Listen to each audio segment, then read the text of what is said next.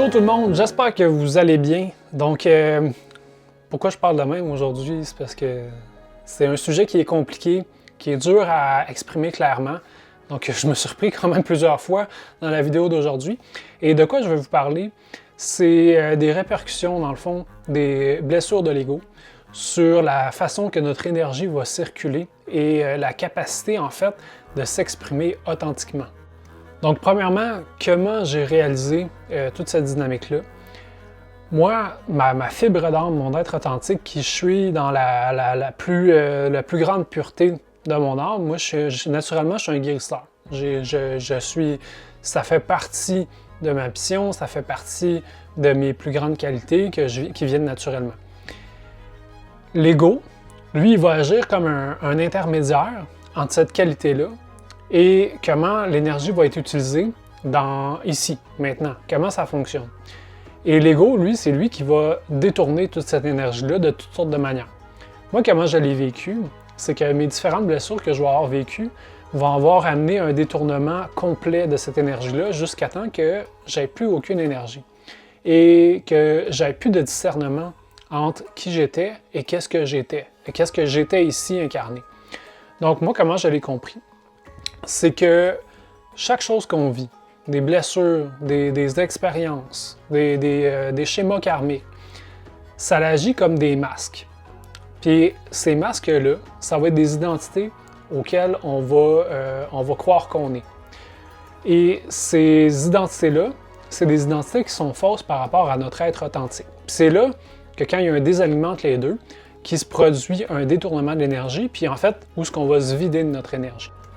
La plus profonde réalisation que j'ai faite à travers cette prise de conscience-là, c'est qu'un ego qui est désaligné il va avoir un impact énergétique. Il va avoir un impact aussi à la manière que je vais exprimer mon être authentique. Donc, on parle de l'espèce de détournement.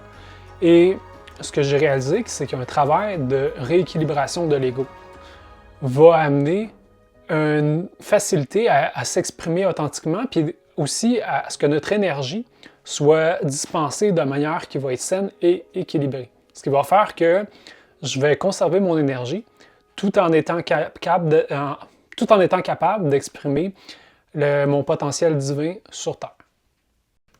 En fait, pour atteindre notre plein alignement, notre plein épanouissement, puis notre plein rayonnement, il faut que le brouillard que l'ego va créer, soit par les peurs, les doutes, les insécurités, les blessures qu'on a, il soit dissipé.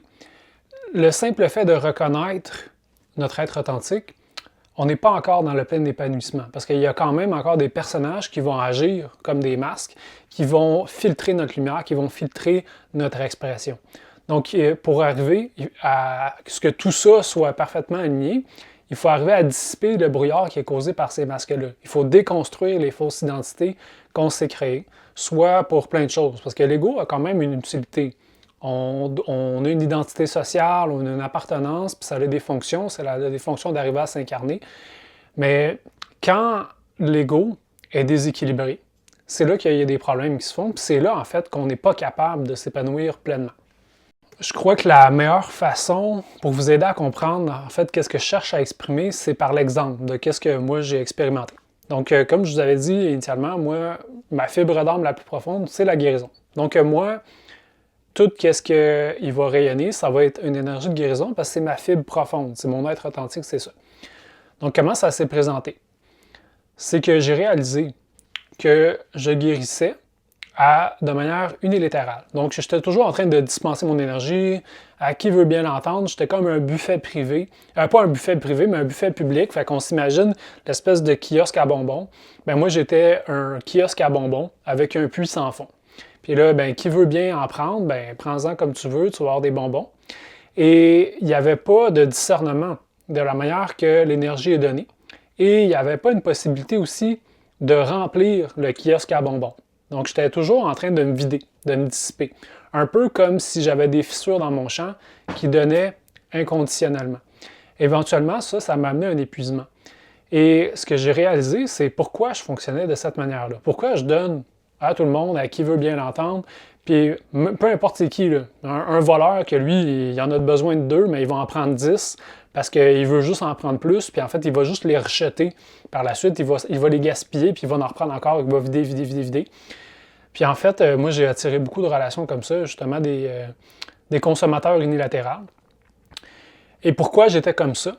C'était lié à une blessure d'enfance. Donc, enfant, moi, j'ai été intimidé, j'ai vécu le rejet, j'ai vécu l'abandon. Puis cette blessure-là m'a amené à vouloir prouver ma valeur. Parce que je ne voulais pas revivre cette blessure-là qui n'est pas agréable.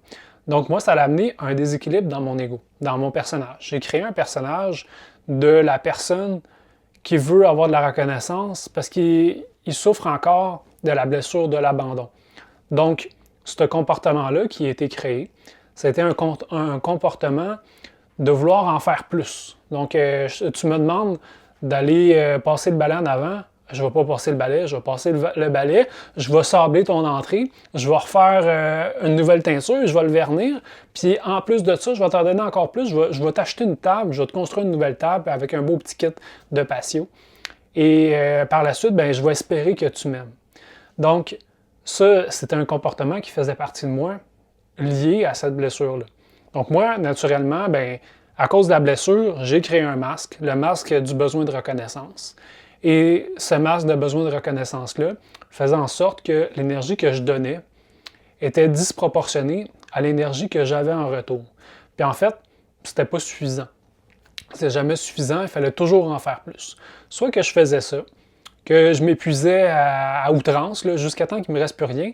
Et une fois complètement vidé, ben là, c'était de la surprotection, puis je laissais personne rentrer dans mon champ. Donc, j'avais comme une dynamique comme ça, yo-yo.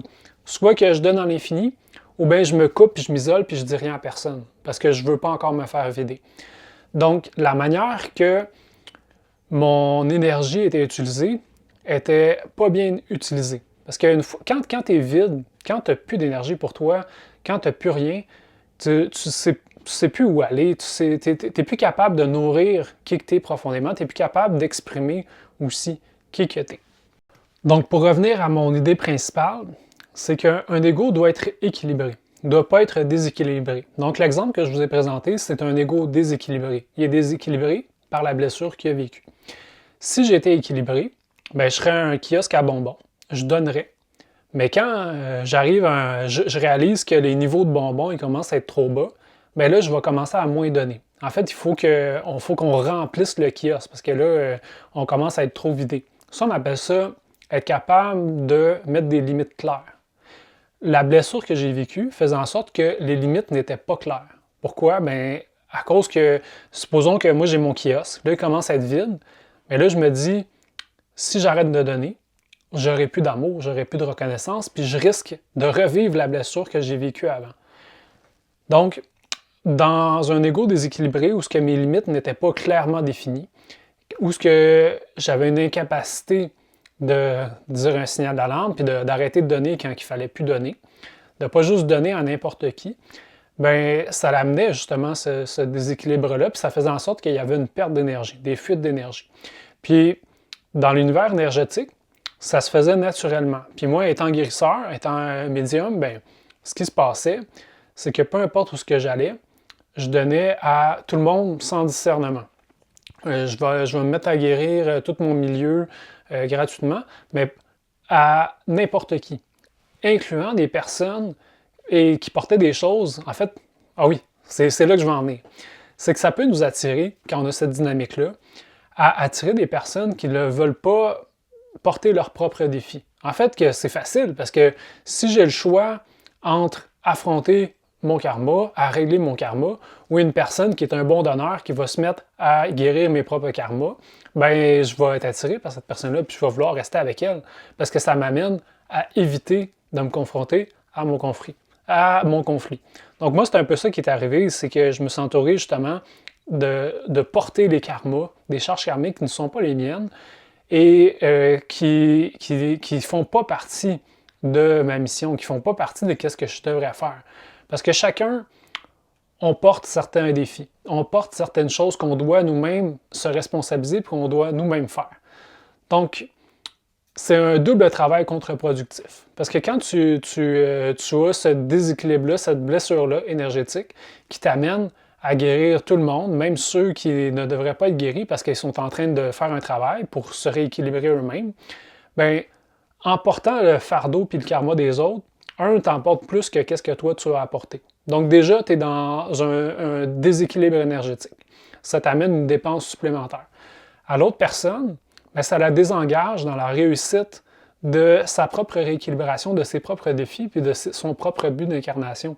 Parce que ça l'amène à faire de l'évitement.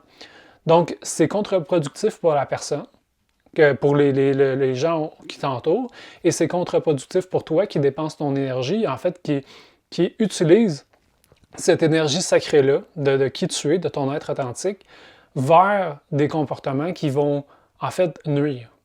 Donc, c'est cette réalisation-là que j'ai faite, qui était en lien avec ma blessure de l'ego, la façon que je vais utiliser, comment je vais m'épanouir. Donc, pourquoi je vous présente tout ça? C'est ce que j'ai réalisé, c'est que si je guéris, que je rééquilibre cet aspect-là, de donner autant que je reçois, par exemple, d'affirmer des limites claires, que c'est des choses assez concrètes, mais ça va avoir un impact énergétique. Parce que là, moi, ce que j'ai réalisé, c'est que dans mon champ, il s'est produit une transformation dans cette énergie-là, comment elle est utilisée. Plutôt que de guérir juste à l'infini, à n'importe qui, à du monde qui vont juste profiter puis qui vont le gaspiller, qui vont le jeter, bien, l'énergie ne guérira plus. Qu'est-ce qu'elle ne doit pas guérir? Ce qui fait que mon énergie va se restaurer puis elle va se restituer et ça va faire en sorte que pour accomplir mes choses, pour être qui je suis, bien, je vais avoir toute mon énergie à ma disposition et elle va être utilisée de manière saine et équilibrée. Dans l'incarnation, ce qui est très difficile, c'est de réaliser c'est quoi ces masques-là qu'on porte. C'est quoi les identités qu'on s'est créées, c'est quoi les comportements, les patterns qui font partie de notre vie puis qui nous habitent. Pourquoi c'est difficile? C'est parce qu'on s'identifie à ça. En fait, on pense qu'on est ça. Moi, je m'identifiais justement à une personne généreuse qui donne librement, sans rien, mais aussi qui a une incapacité à se nourrir elle-même. Donc, c'est quoi ces patterns-là? Comment j'ai fait pour le réaliser? Bien, moi, ça a été par un travail de méditation, un travail de guérison énergétique, de travail énergétique. Et au fil des années, au fil du travail, il y a des choses qui se sont présentées, qui se sont manifestées, que j'ai pu mettre en conscience. Puis, cette mise en conscience-là, bien, c'est fait beaucoup avec les guides, avec la communication avec mes guides, qui m'ont permis de comprendre ces schémas-là, de les identifier. Puis une fois que c'est porté à la conscience que ce pattern-là, en fait, c'est un pattern qui est hérité d'une blessure de quand j'étais jeune, que j'ai été intimidé, qui m'a amené à vouloir en donner plus que nécessaire pour pouvoir avoir une reconnaissance extérieure, bien, l'identification de ce pattern-là, c'est un premier pas pour le dissiper. Parce que quand tu identifies le comportement, bien, moi, ça m'a amené à comprendre, ben oui, je suis encore dans cette blessure-là qui fait écho dans comment je me comporte. Bien, vu que tu es conscient, si tu cultives la présence dans les événements de ta vie concrète, comme je m'en vais faire telle affaire, puis là, je réalise, c'est encore mon masque de la blessure de la personne intimidée qui cherche à en faire plus. Bien, je sais que c'est pas moi. Je sais que ça, c'est pas correct. Donc déjà, je peux me reculer, éliminer ce comportement-là, puis le changer par, justement, qu'est-ce qui est sain? Donc, justement, est-ce que je suis en train de donner pour rien ou je suis en train de donner pour quelque chose? Donc, si je sais que je donne pour rien parce que c'est pour prouver ma valeur, bien, je peux déjà dire, non, ça sert à rien. Ça, c'est pas moi. Ça, c'est pas moi qui parle, c'est mon masque, c'est mon ego. Et à force de le faire, à un moment donné, on finit par ne plus le faire. Ça finit par ne plus faire partie de nos patterns. On a créé un nouveau pattern. Avec un support énergétique, avec un travail énergétique qu'on combine avec cette conscience-là, on finit par retransformer notre champ d'énergie. Puis on finit par, comme je vous parlais en exemple, que je ne guéris plus à qui veut se faire guérir juste pour rien, pour juste le prendre puis consommer, mais pas qu'il y ait un échange équilibré. Donc, ça finit par ne plus se faire. Puis dans notre champ d'énergie, on le voit comme ça. Comme moi, par exemple, mon énergie de guérison, il y a comme comment je l'ai vu, comment je l'ai perçu, c'est que c'est créé une membrane. Puis cette membrane-là, elle filtre. Elle ne va pas donner à n'importe qui. Puis ça, pour les médiums, quand on regarde notre champ d'énergie, on voit qu'il n'y a plus de fuite, qu'il n'y a plus de trou. Il y a plus, l'énergie ne se dissipe plus, elle reste centrée puis elle reste équilibrée. Et ça nous permet par la suite de rayonner naturellement. On n'a plus besoin d'en faire trop, on en fait juste assez. Puis ça amène beaucoup d'apaisement, ça amène beaucoup de sérénité, parce qu'on n'a plus besoin d'être autre chose que qui on est. Ce que je trouve intéressant de tout ça, c'est que ça ramène à une autre idée que j'avais déjà partagée dans une autre vidéo, c'est que quand ton ego est équilibré, quand il est sain, puis je l'avais déjà dit, il y a des personnes qui sont super équilibrées dans comment ils sont, dans comment ils se comportent, et ils affirment leurs limites quand il faut, ils savent reconnaître leurs besoins, sans être spirituels, sans être éveillés. Il y a des personnes qui sont très avancées, puis que quand tu les regardes, bien, ils sont là, ils sont donc bien rayonnants, eux. La personne n'est même pas consciente des énergies subtiles, mais est supérieure à toi qui a déjà cette conscience-là. Puis ça l'amène à l'humilité, justement.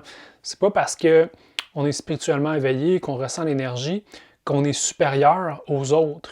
Comme il y en a qui ont des égos qui sont super alignés, qui sont super équilibrés et qui sont beaucoup plus avancés justement dans leur gestion énergétique que moi je peux l'être.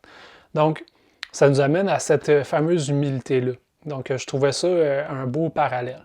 Puis, ça nous amène aussi à autre chose, c'est que quand on cultive des bonnes habitudes, quand on équilibre notre vie, justement, qu'on est capable d'affirmer nos limites, capable de dire non quand il faut, quand on est capable de nommer des émotions puis de faire une communication ouverte et claire, bien, ça a des répercussions dans notre équilibre énergétique, dans la façon que notre champ est composé, dans comment notre membrane est perméable. Est-ce qu'il y a des fuites d'énergie qui se font? Donc, des comportements concrets vont avoir des impacts énergétiques. Et par la suite, quand on combine les deux, bien, c'est là que ça devient le plus intéressant. Donc, si je reprends les points clés, les éléments importants que je voulais vous parler aujourd'hui, le premier, c'est que l'ego déséquilibré limite l'expression authentique et détourne l'énergie. Donc, une blessure à l'ego nous amène à détourner notre énergie, à nous vider. Et étant vide, je n'ai plus d'énergie disponible pour moi, qui n'est plus disponible non plus pour incarner qui je suis véritablement, parce que tout est envoyé dans ce personnage-là. Puis en fait, je vais vivre ce personnage-là. Donc, je ne vais pas vivre mon être authentique, je vais vivre la blessure. Donc ça, c'était le premier élément. Le deuxième, c'est le détournement énergétique mène à l'épuisement lorsqu'il n'y a pas de limite claire. Donc, si j'ai l'incapacité de discerner quand on n'est plus dans un échange équilibré et quand je ne viens pas mettre un frein, que je ne viens pas être capable de dire non, peu importe la raison, bien, en fait, la raison pourquoi je ne suis pas capable de dire non quand c'est le temps, c'est la blessure qui m'amène à ce comportement-là. Bien, ça amène à un déséquilibre dans le donner et le recevoir. Donc, je vais me retrouver à constamment donner et avoir une difficulté à recevoir pour me nourrir moi-même. Le dernier point, c'est que c'est le travail de reconnaissance et d'équilibration de l'ego. Ça va permettre de rétablir un équilibre énergétique sain et respectueux. Donc, d'être capable de prendre conscience de ces masques-là que je porte et de les identifier comme étant un détournement de qui je suis profondément. Éventuellement, ça va m'amener à un travail. Soit que je vais le faire énergétiquement ou je vais le faire consciemment dans ma vie courante. À toutes les fois que l'occasion se présente puis que là, j'identifie le pattern et je le corrige par un nouveau pattern, bien, éventuellement, ça va amener à une meilleure circulation énergétique et que ça se passe de manière plus respectueuse. En conclusion, bien, je vous invite à réfléchir sur vos masques que vous portez. Est-ce que vous avez des comportements, justement, qui sont systématiques? Vous avez tendance à faire tel type d'action et à réfléchir d'où vient ce comportement-là? Pourquoi je fais ça? Pourquoi j'ai tendance à faire ça? Est-ce que c'est un masque ou c'est vraiment qui je suis profondément? Et est-ce que vous en portez des masques qui vous détournent de votre énergie, qui vous ont amené dans des directions, en fait, dans une vie qui n'est pas alignée avec qui vous êtes, qui ne correspond pas à vous, profondément qui vous êtes, votre enfant qui est capable justement d'être qui il est sans avoir peur du jugement. Est-ce que vous êtes dans une vie alignée ou vous êtes dans une vie artificielle qui est habitée par vos masques? Je vous remercie de votre écoute. J'espère que mes réalisations vont résonner avec vous et vont vous aider dans votre propre cheminement et que vous allez remarquer comme moi que vous portez certains masques et que tout mon partage va vous aider justement à les résoudre puis à faire un cheminement qui va vous mener à un plus grand alignement. Et cet alignement-là va vous amener un plus grand épanouissement personnel. Donc, je vous souhaite une très belle journée. Si vous voulez en savoir plus sur mes accompagnements, mon coaching spirituel, les soins énergétiques, je vous invite à aller au www.omedoré.com. J'ai aussi des programmes en ligne que j'offre sur le développement spirituel, énergétique et aussi dans les saines habitudes de vie. Donc, je vous dis à bientôt. Bye!